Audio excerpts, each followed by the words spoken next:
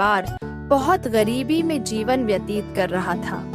बोला, दूसरों के खेत में मजूरी करने जाया करता था और उसकी पत्नी रमा दूसरों के घर खाना पकाना, झाड़ू पोछा करना ये काम किया करती थी। साथ ही साथ रमा कृष्ण की बहुत बड़ी भक्त थी। उसे जितना भी समय मिलता वह पूजा पाठ करने लगती। अरे रमा, बस करो, उठो वहां से। जब देखो तब भगवान के सामने जाकर बैठ जाती हो। तुम्हारे भगवान ने आज तक हमें दिया ही क्या है? दिन ब दिन हमारी हालत बदतर होती जा रही है। तुम्हारे भगवान को ये नहीं दिखता क्या कि हम कैसे जी रहे हैं? सर्दी का मौसम है और हमारे पास ढंग का कंबल तक नहीं है। कभी खाना नसीब होता है तो कभी नहीं। आप चिंता क्यों करते हो जी? भगवान है ना, सब संभाल लेंगे। थोड़ा सब्र रखो, सब ठीक हो जाएगा। आज नहीं तो कल भगवान हमारे तरफ जरूर देखेंगे। क्या सब्र रखूं रमा? इतने सालों से यही सुनता आ रहा हूं। आज ठीक होगा, कल ठीक होगा, ऐसे करते करते कितना समय गुजर गया है। बर्दाश्त की भी हद होती है रमा। आखिर भगवान हमारे तरफ क्यों नहीं देखता? हमारे पास ना ही पैसे हैं, ना ही ढंग का खाने पीने को मिलता है। दिन भर मेहनत करता हूँ फिर भी थोड़ी सी मजूरी ही मिलती है। उसमें हम जैसे तैसे हमारे घर का गुजारा करते हैं। उसमें से हमारे पास 1 रुपया तक नहीं बचता। आप चिंता मत कीजिए, मैं आज ही अपनी सेठानी से बात करके देखती हूँ। शायद थोड़े पैसे मिल जाए तो कंबल खरीद कर ला सकते हैं। और आप जमींदार से थोड़े पैसे मांगकर कुछ अनाज लेकर आना। घर में अनाज खत्म हो चुका है। शाम को खाना बनाने के लिए भी कुछ नहीं है। भोला चिड़चिड़ा होकर काम के लिए निकल जाता है। रमा भी अपने काम पर निकल जाती है और सेठानी से पैसे के बारे में बात करती है। अभी तुम्हारा महीना भी पूरा नहीं हुआ है और तुम पैसे मांग रही हो। पैसे तो महीना पूरा होने के बाद ही मिलेंगे। मदद कर दीजिए मालकिन, ठंड बहुत बढ़ चुकी है और घर में कंबल तक नहीं है और अनाज भी नहीं है। आप महीना पूरा हो जाने के बाद मेरी तनख्वाह में से काट लेना। बहाने से पैसे निकालना तो कोई तुमसे सीखे।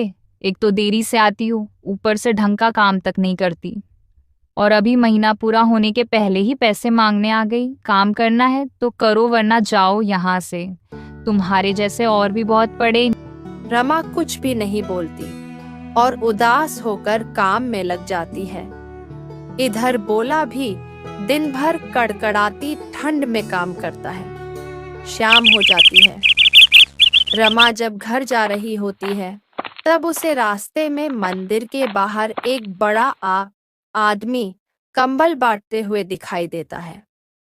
रमा उसे देख बहुत खुश हो जाती है और वह भी कंबल लेने चली जाती है और उसे कंबल मिल भी जाता है। वह खुशी से अपने घर की ओर निकल पड़ती है और रास्ते में उसे एक बूढ़े बाबा मिलते हैं। रमा से कहते हैं, बेटी, मेरी एक मदद करोगी? हाँ बोलिए ना बाबा, मैं आपकी कैसे मदद कर सकती हूँ? बेटी, मैं बहुत गरीब हूँ। मेरी एक टूटी फूटी सी झोपड़ी है जहां मैं रहता हूँ। मेरा आगे पीछे कोई नहीं है। मैं अकेला ही रहता हूँ। लोगों से भीख मांगकर अपना पेट भरता हूँ। ठंड में मेरे पास कोई कंबल नहीं है। ठंड के मारे मुझे रात भर नींद नहीं आती। मेरी तबीयत भी बहुत खराब है। क्या तुम मुझे अपना कंबल दे सकती हो? तुम्हारी बड़ी मेहरबानी होगी बेटी। बाबा, ये कंबल मंदिर के बाहर एक बड़े आदमी बांट रहे थे। मैं उनसे लेकर आई हूँ। ठीक है बेटी, मैं मंदिर के पास जाता हूँ। रुकिए बाबा, आप रहने दीजिए। आप यही कंबल ले लीजिए। एक तो आपकी तबीयत खराब है और मंदिर के बाहर बहुत बड़ी कतार लगी है। लोगों की बहुत बड़ी भीड़ है। आप इतनी देर तक खड़े नहीं रह पाओगे। आप मेरा कंबल ले लीजिए, मैं अपने लिए दूसरा लेकर आती हूँ। तुम्हारा बहुत बहुत धन्यवाद बेटी। भगवान तुम्हें खुश रखे। इधर भोला अपने मालिक से बात करता है। मालिक, वो कुछ पैसे चाहिए थे। घर में अनाज बिल्कुल खत्म हो चुका है। यहाँ तक कि शाम के खाने के लिए भी कुछ नहीं है। आज घर में अनाज नहीं लेकर गया तो रात को भूखा ही सोना पड़ेगा। मदद कर दीजिए मालिक। ये तुम लोगों ने क्या नाटक लगा रखा है? कल माधव पैसे मांग रहा था, आज तुम मांग रहे हो। तुम सबके सब काम चोर हो, काम तो ठीक से करते हो नहीं और पैसे मांगने में आगे रहते हो। जब तक काम पूरा नहीं हो जाता कोई पैसे वैसे नहीं मिलेंगे। 3 दिन का काम बचा है, वो पूरा करो, फिर तुम्हारा हिसाब कर दूंगा। अब जाओ, मेरा मुंह क्या देख रहे हो, काम पर लगो। अब क्या होगा? लगता है शाम को भूखा ही सोना पड़ेगा। पता नहीं कब तक ऐसा जीवन जीना पड़ेगा।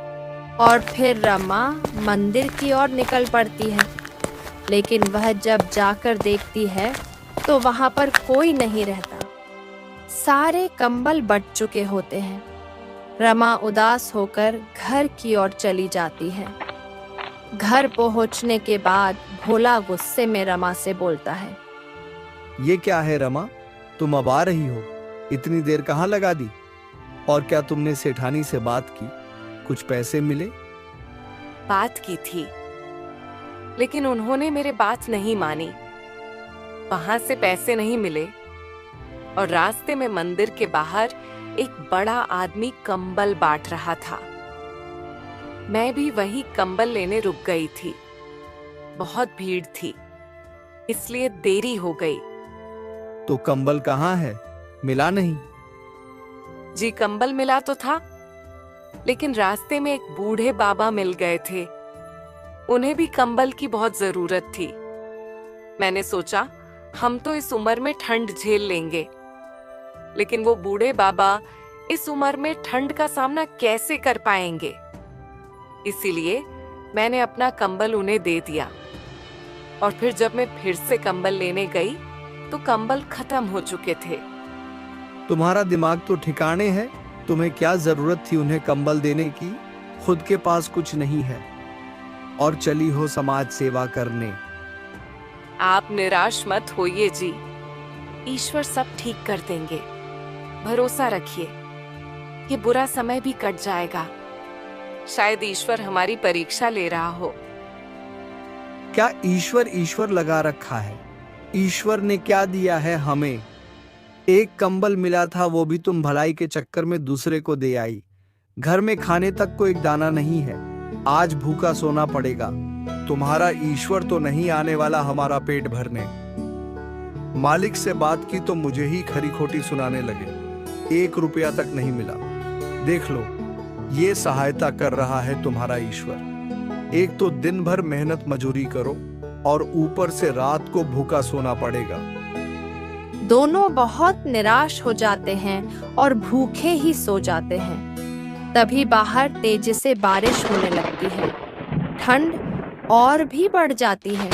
कड़कड़ाती ठंड और भूख के कारण दोनों को नींद नहीं आती। तभी दरवाजे पर कोई आता है। इतनी रात गए बारिश में कौन हो सकता है? मैं अभी जाकर देखता हूँ। कौन हो भाई, और क्या चाहिए? भाई, मैं कपड़े बेचने का काम करता हूँ। आपके बगल के गांव में ही रहता हूँ। आज घर जाने में देरी हो गई है। ऊपर से बहुत बारिश हो रही है। कृपया करके मेरी एक मदद कर दोगे? कैसी मदद? सुबह से मैंने कुछ नहीं खाया, बस कपड़े ही बेच रहा था और थोड़े बहुत कपड़े हैं जो नहीं बिके हैं। मेरे पास खाने का सामान है, लेकिन बनाने का कोई साधन नहीं। क्या तुम अपनी पत्नी से कहकर मेरे लिए खाना बना दोगे? तुम्हारी बड़ी मेहरबानी होगी। बहुत तेज भूख लगी है। मैं अपनी पत्नी से पूछकर बताता हूँ, तुम यही रुको। दरवाजे पर कौन है जी? और क्या बात है? पता नहीं रमा, कोई कपड़े बेचने वाला है। कह रहा है कि उसे बहुत भूख लगी है और खाने का सामान भी अपने साथ ही लेकर आया है। वो चाहता है कि तुम उसके लिए खाना बना दो। कोई बात नहीं, मैं बना देती हूँ। नहीं रमा, मैं उसे मना ही कर देता हूं। पता नहीं कौन है, कहां से आया है। इतनी रात को एक अनजान आदमी को घर में लेना मुझे ठीक नहीं लग रहा। और कोई चोर लुटेरा निकली तो? वैसे भी कितनी रात हो गई है। अब कहाँ तुम खाना बनाओगी? पता नहीं कहां कहां से आ जाते हैं, ना जान ना पहचान, और कहता है मेरे लिए खाना बना दो। इधर हम कब से भूखे बैठे हैं और ये खाना बनाने की बात करता है। मैं उसे मना कर देता हूं। नहीं, आप उसे मना मत करिए। मेरी बात सुनिए। मुझे कोई दिक्कत नहीं है, मैं खाना बनाकर दे सकती हूँ। उसमें क्या ही समय लगेगा। खाना खाकर वह यहाँ से चला जाएगा। क्या पता उसे सच में खाने की बहुत जरूरत हो, भूख की तड़प। हमसे अच्छा और कौन जान सकता है। बेचारे की भूख शांत हो जाएगी। और कोई चोर लुटेरा निकला भी तो हमारे पास है ही क्या उसे चुराने के लिए। हमारे पास तो फूटी कौड़ी भी नहीं है। आप उससे वह सामान लाकर मुझे दे दो, मैं खाना बना देती हूँ। ठीक है रमा, तुम कहती हो तो मैं उसे भी तर बुला लेता हूं। ठीक है भाई, मेरी पत्नी तुम्हारे लिए खाना बना देगी। लाओ, खाने का सामान मुझे दे दो। वह आदमी अपने खाने की थैली देकर बोलता है कि अपनी पत्नी से कहना इसमें जितना भी सामान है सब सामान का खाना बना दो। रमा खाना बनाने लगती है और भोला को बोलती है, इसमें तो बहुत सारा सामान था। इतना सारा खाना वो खाएंगे? पता नहीं रमा कितने दिनों से भूखा है। उसने ही बोला, सबका खाना बना के दे दो। फिर भोला उस आदमी से कहता है, लो भाई, खाना बन गया है, खा लो। इतना सारा खाना? तुमने ही तो बोला था, सो मेरी पत्नी ने बना दिया। मुझे नहीं पता इसमें इतना सारा खाना बन जाएगा। क्या तुम लोगों ने खाना खा लिया है? तुम हमारी छोड़ो, तुम खाना खाओ और जाओ यहां से। अरे भाई, गुस्सा क्यों करते हो? मैंने तो बस ऐसे ही पूछा था। और तुम्हारी शक्ल बता रही है कि तुमने खाना नहीं खाया। एक काम करो, तुम दोनों भी साथ में ही खा लो। नहीं, ये खाना तुम्हारा है, तुम ही खाओ, हमें नहीं चाहिए। अरे ऐसे कैसे? एक तो तुम्हारी पत्नी ने इतनी रात को जागकर मेरे लिए खाना बनाया, यही बहुत बड़ी बात है। ऊपर से तुम लोगों ने अभी तक खाना नहीं खाया है। और इतना सारा खाना तो मैं अकेले नहीं पाऊंगा। तुम भी मेरे साथ ही खाना खा लो, नहीं तो मुझे अच्छा नहीं लगेगा। रमा और भोला वैसे भी भूख से तड़प रहे होते हैं। दोनों मान जाते हैं और खाना खाने बैठ जाते हैं। फिर तीनों खाना खाने लगते हैं। खाना खाने के बाद वह आदमी बोलता है, वाह भाई, खाना खाकर मजा आ गया। बहुत ही स्वादिष्ट खाना था। अच्छा भाई, अब मैं निकलता हूँ और ये मेरे कपड़े की थैली तुम रख लो। तुमने मेरे लिए खाना वो बना कर दिया है, इतना तो मैं तुम्हारे लिए कर ही सकता हूँ। वैसे भी ये कपड़े थोड़े बहुत भी गए हैं, अभी मेरे किसी काम की नहीं है। और बाहर बारिश भी हो रही है, अपने साथ लेकर नहीं जा सकता। तुम रख लो। भाई साहब, बाहर बहुत बारिश हो रही है, आप यहीं रुक जाइए। आपका बहुत बहुत शुक्रिया, लेकिन मुझे जाना पड़ेगा। मेरी पत्नी मेरा इंतजार कर रही होगी। अगर मैं घर नहीं पहुंचा तो बहुत चिंता में पड़ जाएगी। अब मैं चलता हूँ। वह आदमी चला जाता है। उसके जाने के बाद रमा उस कपड़े की थैली को खोल कर देखती है तो उसमें कुछ गर्म कपड़े और कंबल होते हैं। ये क्या? ये कैसे हो सकता है? इस कंबल में एक कंबल वही है जो मैंने उस दिन बूढ़े बाबा को दिया था। ये कैसे हो सकता है रमा? ठीक से देखो, शायद वह दूसरा कंबल होगा। नहीं, ये वही कंबल है। उसे मैं अच्छी तरह से पहचानती हूँ। उस कंबल को मैं कभी भूल नहीं सकती। इसका मतलब ये आदमी जो हमारे घर आया था, ये कोई साधारण आदमी नहीं था। वह साक्षात भगवान थे जो हमारी मदद करने आए थे, जिन्होंने हमें खाना भी खिलाया और गर्म कपड़े भी देकर गए। और उस दिन मुझे जो बूढ़े बाबा मिले थे, वह भी भगवान ही थे जो मुझसे कंबल मांगकर मेरी परीक्षा लेने आए थे। ये मैंने क्या कर दिया? मेरे घर साक्षात भगवान आए थे और मैं पहचान ना सकी। तुम सही कह रही हो रमा, मुझसे से बहुत बड़ी भूल हो गई। मैंने तो उनसे ठीक से बात तक नहीं की। साक्षात भगवान मेरे घर आए थे और मैं उनके दर्शन भी ना कर सका। आज मुझे पता चला कि भगवान खुद तो किसी के सामने नहीं आते, लेकिन मनुष्य के रूप में ही आकर हमारी मदद कर जाते हैं। उन्हें कोई नहीं पहचान सकता, किसी का भी रूप लेकर आ जाते हैं। साक्षात भगवान ने आकर हमारे इस मुश्किल समय में हमारी सहायता की है। मैं गलत था जो हर वक्त भगवान को कोसता था कि वह हमारी मदद नहीं करते। आज अगर वो नहीं आते तो हमें भूखा सोना पड़ता, और ऊपर से कड़कड़ाती ठंड में ये बारिश।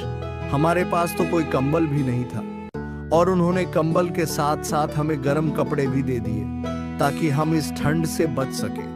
हे ऊपर वाले, तेरा बहुत बहुत धन्यवाद, और मुझे मेरी भूल के लिए क्षमा कर देना। मैंने ना जाने तुझे क्या क्या न कहा हो। मुझे माफ कर देना प्रभु। मैं आज के बाद आप पर कभी शंका नहीं करूंगा। रमा भोला की ये सारी बातें सुन बहुत खुश हो जाती हैं। कुछ दिन ऐसे ही गुजर जाते हैं। फिर एक दिन भोला के घर एक साधु बाबा आते हैं। बेटी, मैं बहुत दूर से आया हूँ, कुछ खाने को होगा तो दे दो। रमा भोला की तरफ देखने लगती है कि कहीं वह मना ना कर दे। भोला बोलता है, ऐसे क्या देख रही हो रमा? बाबा को खाना दे दो, और जो खाना बचेगा उसमें हम आधा आधा खा लेंगे। रमा बाबा को खाना दे देती है। बाबा खाना खाने लगते हैं। खाना खाने के बाद बाबा भोला से कहते हैं कि क्या बात है बेटे, परेशान लग रहे हो? कुछ परेशानी है? मुझे बताओ, मैं सहायता करूंगा। तुम ही आज तुम्हारे हिस्से का खाना मुझे दिया है और मेरी भूख को शांत किया है। तुम मुझे अपने परेशानी बता सकते हो। मुझसे जो होगा मैं जरूर करूंगा। कुछ नहीं बाबा, मेरा खुद का कोई खेत नहीं है। दूसरों के खेत में जाता हूँ, बहुत मेहनत करता हूँ। मेरी पत्नी भी दूसरों के यहाँ काम करने जाती है, लेकिन बहुत कम पैसे मिलते हैं। पैसे बच नहीं पाते, जैसे तैसे घर का गुजारा होता है। मेरे पास तुम्हारी समस्या का एक हल है, लेकिन उसके लिए तुम्हें एक नियम करना पड़ेगा, और नियम कठोर होगा। इसका पालन तुम्हें करना पड़ेगा। तुम वो नियम तोड़ नहीं सकते। अगर तुमने वह नियम कर लिया तो तुम जो चाहो वह पा सकते हो। तुम्हारी जिंदगी बदल सकती है। बाबा, मैं दिन भर काम करता हूँ, कोई साधना या नाम जप मुझसे नहीं हो पाएगा। कोई बात नहीं, लेकिन तुम कुछ तो कर सकोगे। एक नियम जो तुम हर रोज कर सको, जो तुम्हें रोज करने में आसानी हो। तुम खुद ही उस नियम का चुनाव करो। बताओ, तुम रोज क्या कर सकते हो? मेरे पड़ोस में एक सब्जी वाला रहता है, जो रोज सुबह घर के बाहर थोड़ी देर के लिए सब्जी का ठेला लगाता है, फिर दूसरे गांव जाता है। मैं रोज काम पर जाते समय सुबह उसे देख सकता हूँ।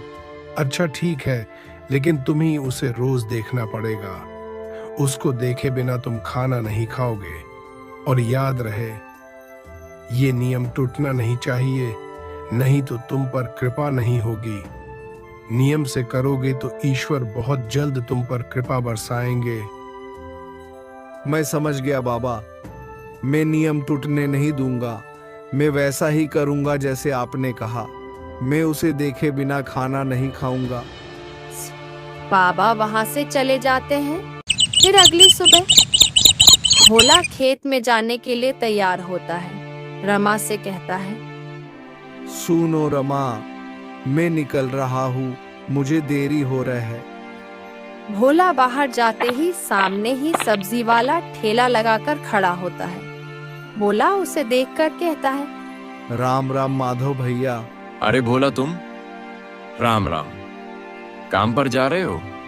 हाँ भाई, भी निकल रहा हूँ। आज देर हो गई है, मैं चलता हूँ। ऐसा कहकर भोला वहां से चला जाता है और इस नियम का पालन वह रोज करने लगता है। रोज वह काम पर जाते समय सब्जी वाले को राम राम करके जाता है। एक दिन ऐसे ही वह काम के लिए तैयार होता है। बाहर जाकर देखता है तो सब्जी वाला वहां नहीं होता। भोला परेशान हो जाता है। अरे ये क्या, आज तो माधव भैया यहाँ पर नहीं है, कहीं मेरा नियम ना टूट जाए। माधव भैया को देखे बिना मैं खाना नहीं खा सकता। क्या हुआ, आप अभी तक गए नहीं? यहाँ क्यों खड़े हो? रमा, तुम्हें मैंने नियम के बारे में बताया था ना। देखो ना, आज माधव भैया ने सब्जी का ठेला नहीं लगाया और उनका दरवाजा भी अभी तक बंद है। पता नहीं, शायद आज देरी से उठे होंगे। आप एक काम क्यों नहीं करते? दोपहर में जब खाना खाने आओगे तब माधव भैया के दर्शन कर लेना। हाँ, तुम सही कह रही हो रमा। वैसे भी अब मैं ज्यादा समय नहीं रुक सकता। पता नहीं माधव भैया कब बाहर निकलेंगे।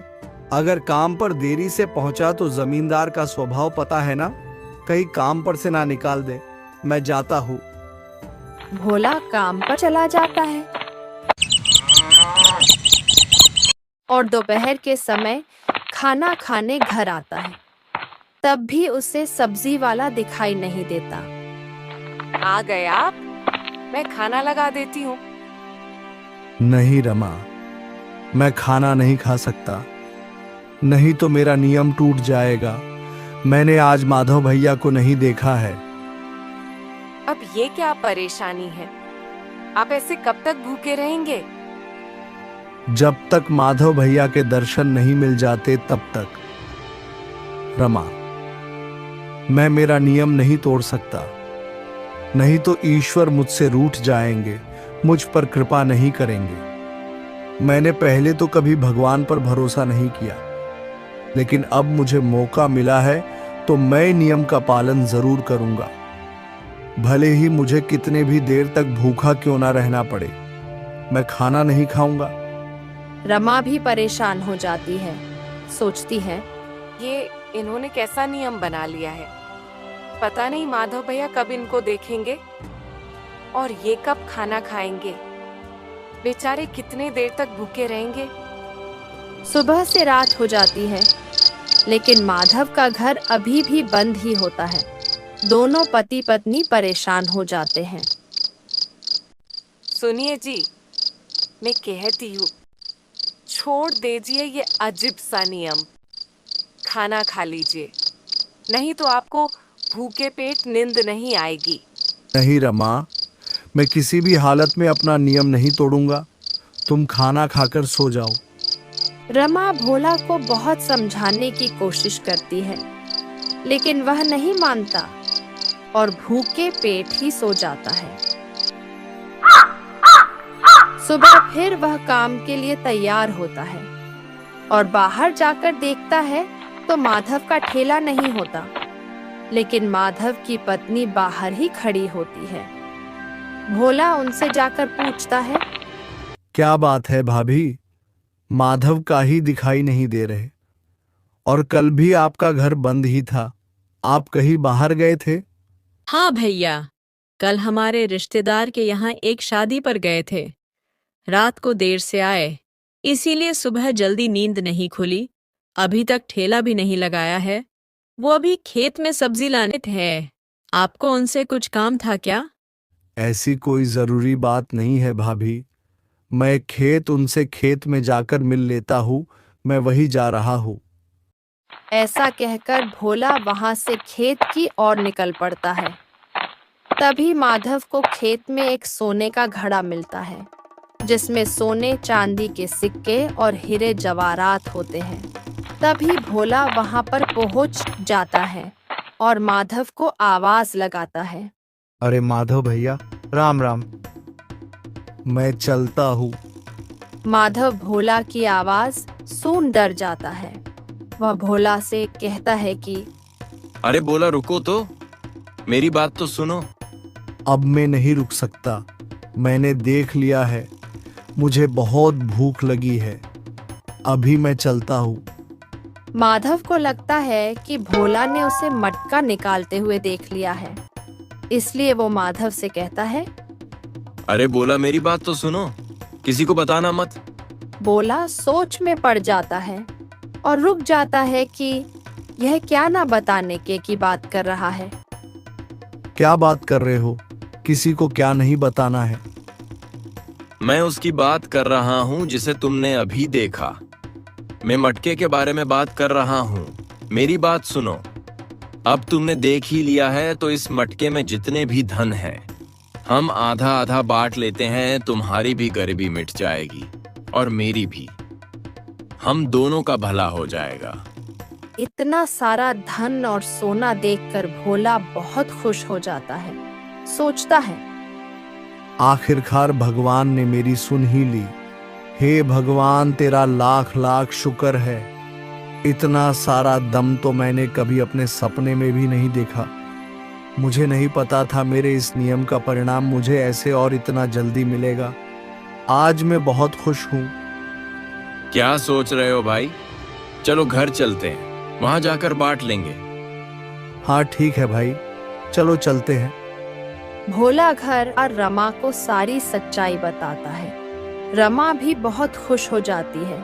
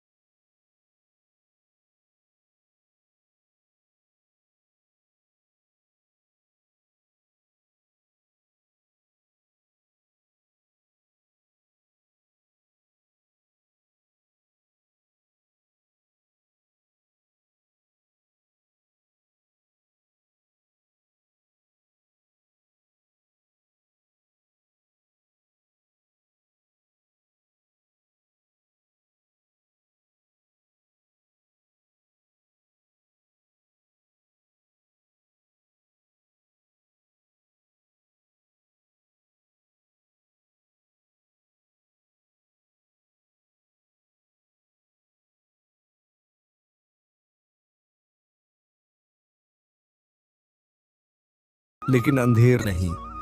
हमारी कहानी आपको अच्छी लगी हो तो हमारे चैनल को लाइक और सब्सक्राइब करके एक प्यारा सा कमेंट जरूर करें। Thanks for watching.